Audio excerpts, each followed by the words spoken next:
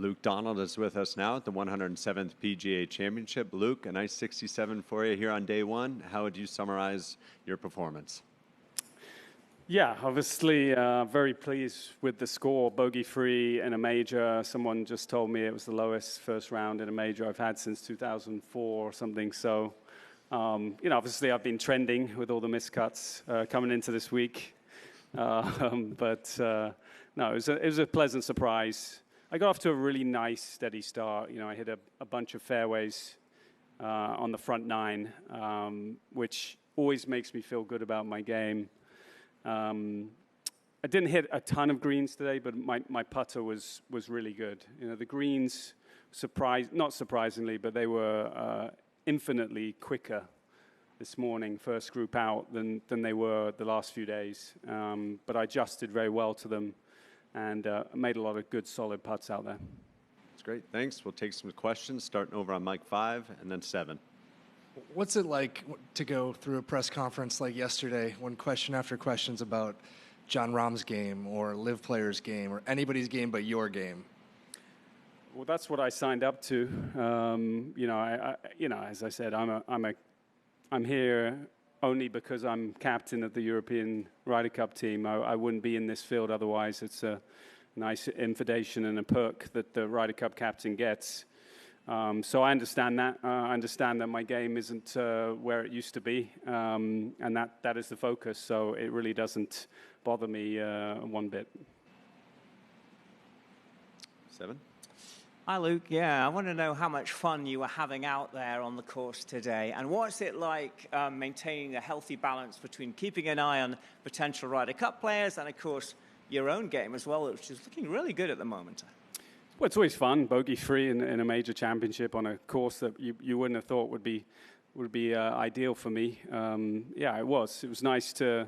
I feel like I've putted reasonably well the tournaments I played this year, but not seen much go in. And to see them go in, dropping, was a lot of fun.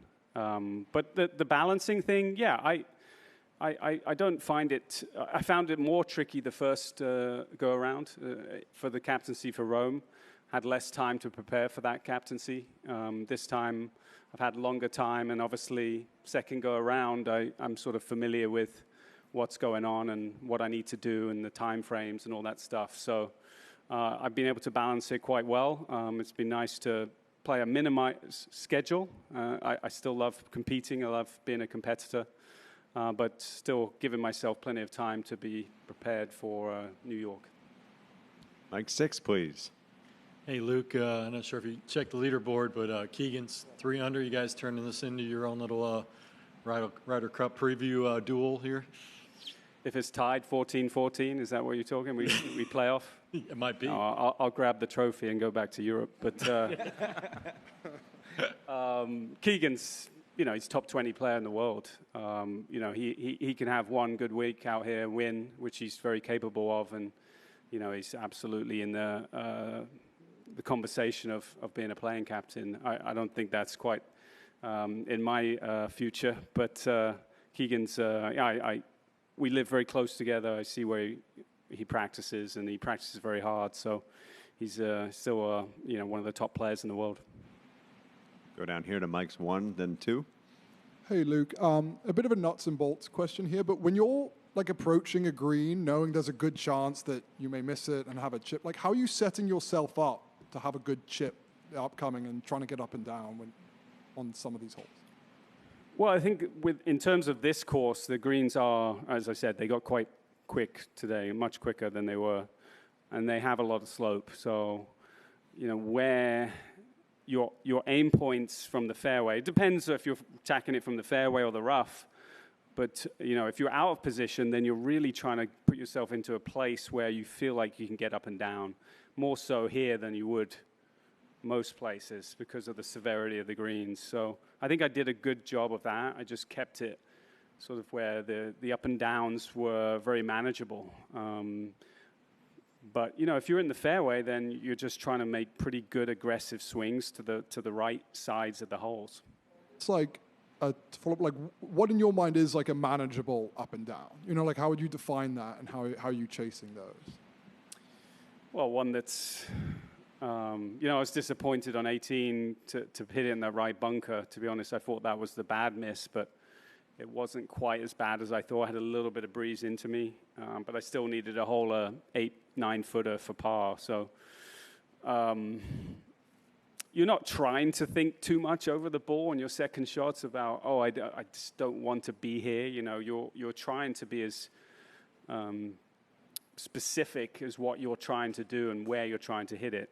I think more so when you're out of position off the tee, that's when you start thinking about, 2-3 shots ahead, where I okay, this pin is here. If I can get it to right side of the green, I'm chipping up the hill, something like that. And that's going to give me an opportunity to get up and down. Luke, when was the last time you played as well as that? I tested my memory, Jamie. God, can hardly remember what I did last week, let alone this week. But, again, I only hit 9 greens today, so I wouldn't say it was amazing, but there was definitely highlights today that were an improvement on previous events. More fairways, a bit better driving. Iron play was decent, but the putting obviously was very key in the short game. I got up and down and made good putts when I needed to, and that was sort of the key to my round today. And there's already a few complaints about mud balls and the decision not to lift clean in place. Where do you stand on that? I didn't have any mud balls per se. I think when it starts to dry out even more, you could get some this afternoon. It was tricky. I was a little bit surprised yesterday when I heard the news yesterday evening, just because of how wet it was, but it had dried out quite well, to be honest. 2 times I had to take casual relief from the fairway, which helped. You can clean it. The rest of the time, it was just sort of a watery, muddy residue on it at times. It wasn't really lumps of mud, that's when it gets very dicey. Up to 13 and 14. Luke, to go back to the playing captain, just generally speaking, when we talk about Keegan possibly doing it, what are the demands of trying to do both of those jobs, which seem really hard to me? I think it's more the demands during the week. You're going to, if you're playing yourself, you're going to be on the golf course, and so you're going to have to give the choice making, the decision making to someone else. Then you're obviously you have to instruct, I guess, that person, what to look for, or what you're trying to accomplish. So there's and if you're trying to play as well, that's a little bit distracting, I suppose. I don't think there would be much distraction up until the Ryder Cup. It's just that the week of, it's just you're not watching the guys. But you do have assistant captains, vice captains to do all that and relay that message to you. It's just, it's an extra step in what you wouldn't usually have to deal with. Luke, right here. As a man of a certain age, you were probably up in the middle of the night to go to the bathroom anyway, but if not, what time did you have to set the alarm for the 7 o'clock tee time? I think I made it through last night, but I was 4:40 this morning. My alarm went off. Yeah. And how did you feel about being first off? You okay with that? Yeah, I was in the first group last year. I got a solid pairing with two major champions, and I suppose it's a nice little honor to hit the first tee shot to get the tournament underway. So. Yeah, I was good with that. The greens were very nice, the first 9 holes, and the pace of play was quite nice too.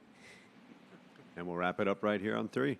Luke, this clearly is an unusual way for you to prepare for a major championship, but is there anything that might have helped you play today, the way you played today, in the fact that you were not able to prepare as you would have wanted to at one point? Playing last week. It's probably the first time this year I've had 2 weeks in a row. Playing a minimized schedule sounds nice, but it's quite difficult to get in that competitive mode. So, playing 1 week, 3 weeks off, 1 week, all that stuff. hasn't been very easy for me. It's just like stop-start, you know. It's nicer to play 2-3 weeks in a row and kind of get a rhythm. That's always what I enjoyed when I was at the top of my game as well. So I think just having consecutive weeks playing was helpful. Thanks for your time, Luke. Thank you.